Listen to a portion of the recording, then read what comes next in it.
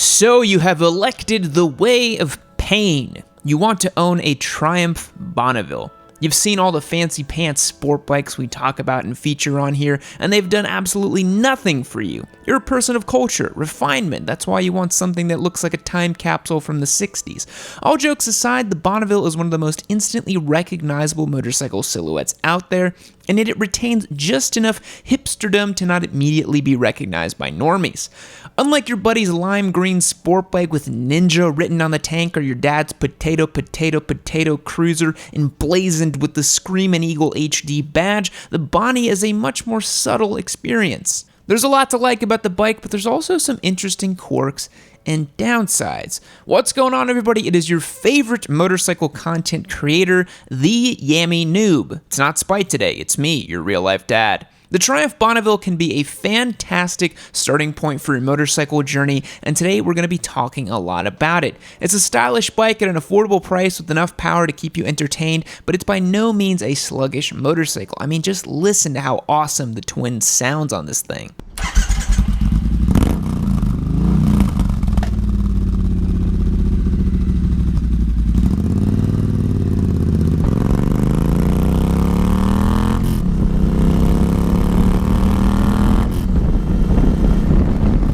Now, one important thing to note for those who seek to walk down the path of the modern classic bikes, or those who want the real deal and aspire to own an authentic old Triumph Bonneville, are actually two very different people. And today, I wanted to go over which one you should choose, some things to look for, and a brief history on this iconic motorcycle.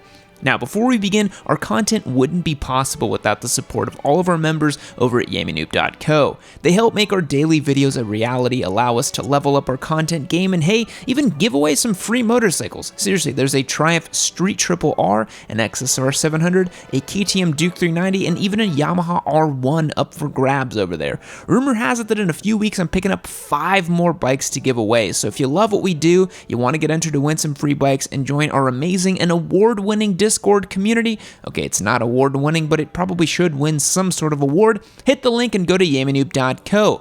Picking up some merch also gets you entered to win those bikes at YammieNoobMerch.com. Every dollar is an entry to win. Okay, let's dive into the deep end of the Hipster Olympics gold medalist, the Triumph Bonneville. The Triumph Bonneville is a standard motorcycle featuring a parallel twin 4-stroke engine and manufactured in 3 generations over 3 separate production runs.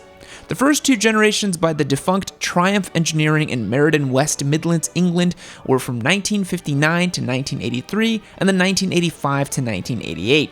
The third series by Triumph Motorcycles in Hinckley, Leicestershire, y'all have some hard words over there, began in 2001 and continues to present as a completely new design that strongly resembles the original series. Now you might be wondering, wait, why are we calling Triumph defunct if it still exists? Well, that's because back a few decades, Triumph was actually struggling quite a bit and went into receivership, that's monarchy talk for bankruptcy.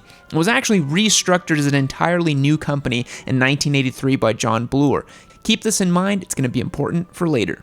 The original Triumph T120 Bonnevilles, which were named after the famous American salt flats where Triumph went out to compete for high-speed records, started production in 1959 and were based on the T110 Tiger.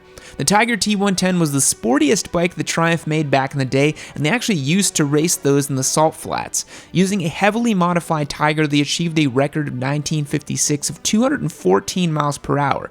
Now, I don't know about you, but hitting 150 on a modern day bike is already pretty wild. I can barely imagine what going 214 miles per hour on salt on a 1950s bike would be like. The T120 featured a 650cc parallel twin, carbureted of course, and later models featured an oil and frame system. The T120 engine, both in standard configuration and especially when tuned for increased performance, was popular in cafe racers that used a BSA frame and Tritons, which used a Norton featherbed frame.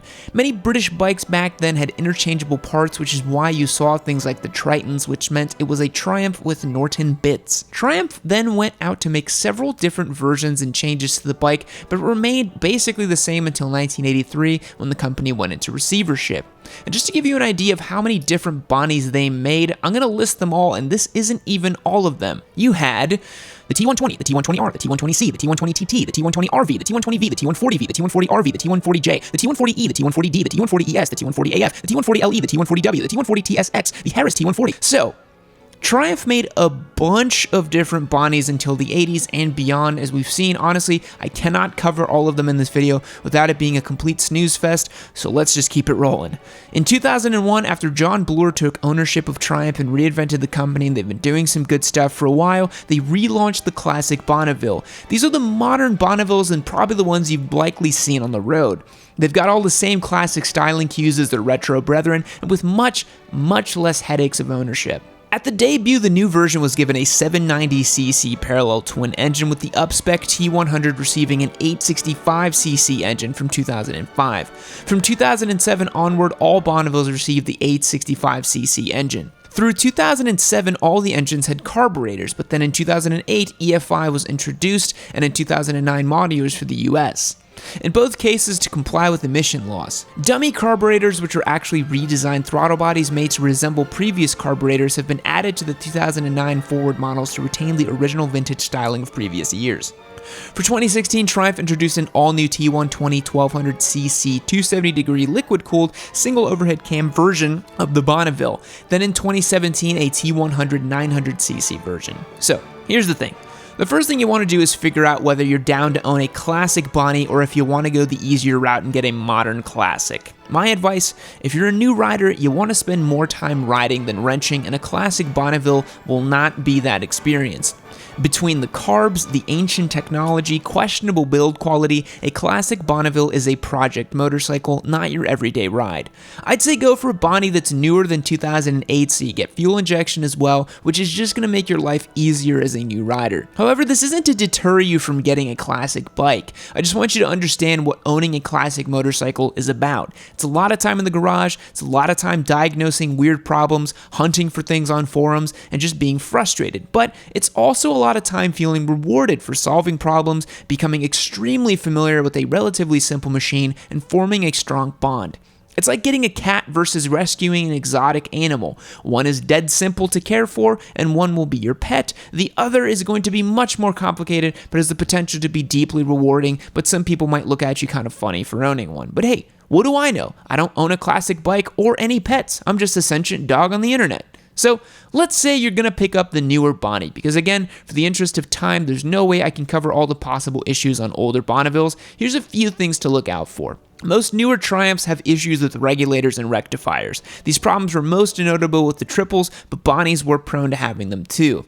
After noticing that the fuel gauge and other dash indicators are showing incorrect values, owners of Triumph Street Triples chalked up the problems to the electronics on the bike. The Bonnevilles from 2005 onwards, just until the recent models had it a bit worse. This was the case back then, and the problem was pretty difficult to diagnose. Other owners have reported some issues with stators as well, but this seemed to be a bit more rare.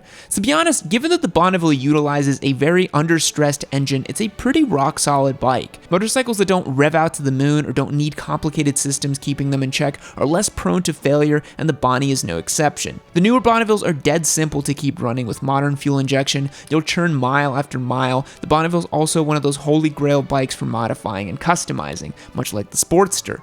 There's a seemingly infinite amount of parts you can slap onto this bike to call it your own, so have some fun with it and personalize. Like pretty much all other Triumphs, you do need to keep an eye on the oil levels, but don't be too obsessed about it and it will likely run just fine. The Triumph Bonneville is one of the time-honored classic street motorcycles. Whether you want to jump down to your local coffee shop, ride to work, or show up to your date looking crispy as hell, the Bonnie will be right there by your side. Ask anyone who owns a Bonneville and they will be very keen to tell you about their undying love for Triumph's lovely P-twin standard. One downside to owning a Bonneville is that old dudes will come up to you at any chance they get to talk to you about their old Bonnevilles. You will be quickly reminded that this was one of the most popular motorcycles in America, and at one point, many boomers owned one at one point. It's just par for the course. Hell, even when I rode my Daytonas on the street, I'd get stopped at gas stations and some old timer would come to me and tell me about how they didn't make Triumphs that look like that back in his day. It's a fun quirk with owning a Triumph. They elicit very emotional responses from people, and you just gotta roll with the punches there. Overall, the Bonneville is a rad bike. They're pretty reliable, they make solid amounts of torque, and they look cool, and you'd be hard-pressed to find a bike that's more handsome or get you more compliments from normies and not just bikers. They ride really smooth and easily, they can be learned on by a more mature rider, and you can totally customize them to your heart's desire. Oh yeah, and much like Ducati's Scrambler lineup, Triumph sells all sorts of variants of the Bonnie. You can get a Scrambler, you can get a 1200cc, a Bobber, and many more. So if you're looking at new ones, the sky really is the limit here. So thanks for checking out this video, guys. I hope you enjoyed it. What do you think? Do you own a Bonneville? Do you want to own one? I'd love to hear from some of the classic Bonneville owners. And of course, if we missed anything, be sure to include it down in the comments and help out other riders who want to get a Bonnie. Thanks so much for watching. Remember to check out YammieNoob.co if you like what we do here and you want to support this daily influx of motorcycling content. We're getting ready to level up our entire production, so be on the lookout for that. Also, remember, I'm giving away some free motorcycles, so check out the link below and get yourself signed up. I'll catch you guys in the next one. See you later. Fact: the original Superman couldn't fly. He could leap tall buildings in a single bound, but then he had to come right back down to Earth because he didn't fly. It wasn't until the 1940s when animators for a new animated series decided it would be too difficult to routinely draw him bending his knees that it was decided that Superman could take off into the air. Readers got to see smooth animation and a superhero gained a new power. Goodbye.